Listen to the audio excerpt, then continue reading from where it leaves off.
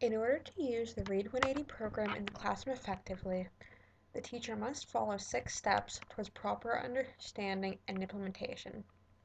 Step 1 is to become knowledgeable about the material. After all, the program involves more than just giving a book to students and telling them to read it. The program involves many elements to improve both skills and engagement for students.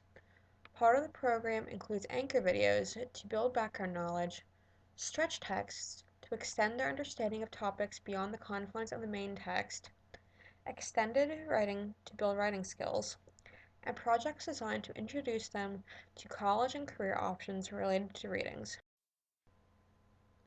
The text also covers a wide range of topics and interests, from fiction to classics to nonfiction texts.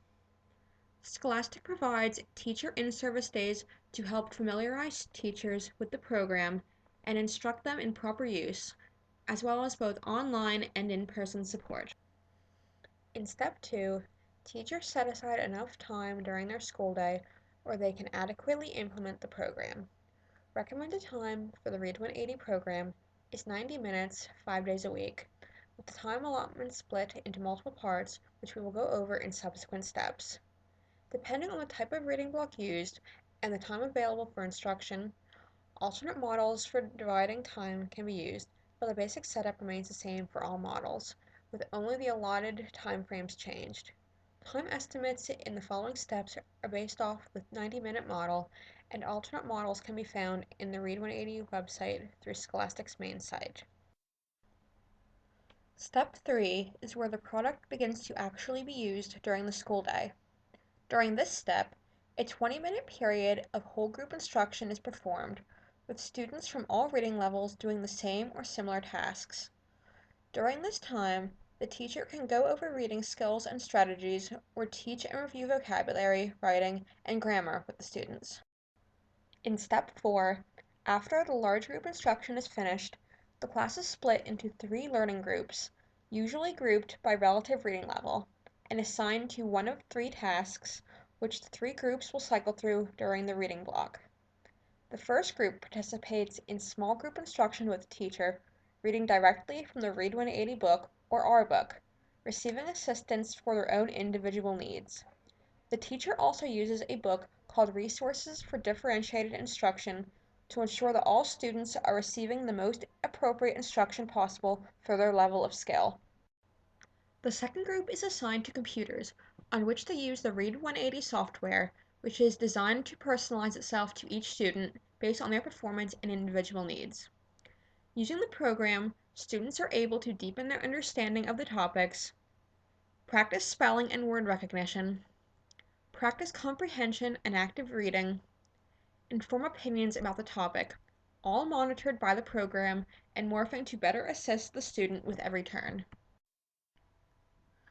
The third group participates in independent reading, either reading silently from their assigned book and completing corresponding worksheets, or listening to an audio recording of the book.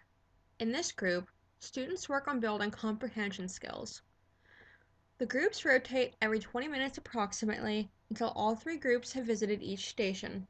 Depending on the skill level of students in the classroom, this step can also include a 4th group that does not rotate and instead works on other reading-related projects outside of the Read 180 program. This 4th group would consist mainly of students whose reading level has surpassed the requirement for monitored reading strategy and can instead benefit from independent study when necessary. The 5th step gathers all the students together once again for a final 10-minute whole group instructional period at the end of the lesson block. Activities in this block are similar to the full group instruction in Step 3, but are designed to wrap up the time block smoothly to better allow activities to be picked up again smoothly the next day. The 6th and final step consists of evaluating both individual and group performance. Using a graph of the students' words per minute and the number of errors they make during reading, teachers are able to track improvements made by the student in reading accuracy, as well as check their comprehension skills with the worksheets the students complete. When a student reaches a certain level of accuracy and comprehension, they can be moved up to the next level of books, to further challenge them until they are reading at or beyond grade level.